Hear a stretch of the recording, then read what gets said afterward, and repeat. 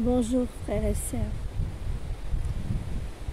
L'Église n'est pas faite de murs, elle est faite de cœurs rassemblés pour accueillir le roi des rois, Jésus, notre Dieu, qui nous accompagne. Nous devons refléter la lumière de Dieu, son amour, sa compassion et sa bonté. Frères et sœurs, dans les derniers temps, les cœurs vont s'endurcir.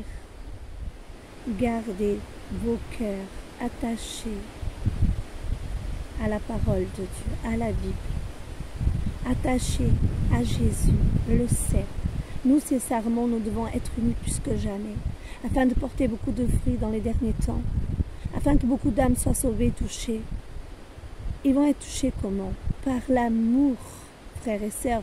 Parce que dans ces derniers temps, beaucoup de personnes manquent d'amour, vivent des choses terribles, vivent des moments difficiles. Parce que nous voyons bien ce qui se passe dans la planète, la famine, toutes ces souffrances, les personnes qui perdent leur maison, leur foyer. Frères et sœurs, les guerres, la hausse des prix. Frères et sœurs, je pourrais dire encore plusieurs choses, mais tout simplement, si nous sommes le temple de Dieu, nous devons refléter l'amour. Nous devons garder l'amour. C'est le fruit de l'esprit qui touche les cœurs hier, aujourd'hui et demain.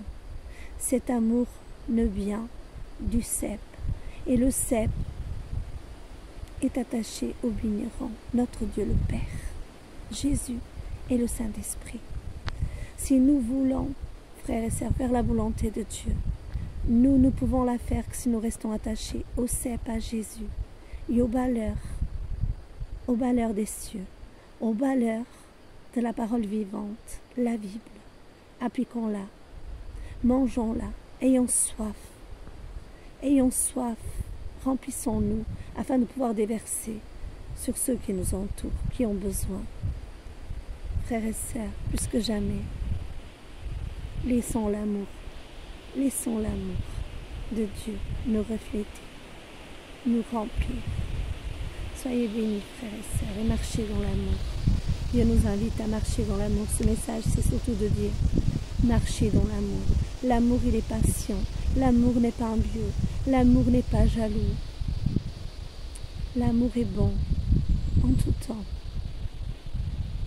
Frères et sœurs, n'endurcissez pas vos cœurs. Soyez bénis, c'est le message du Seigneur.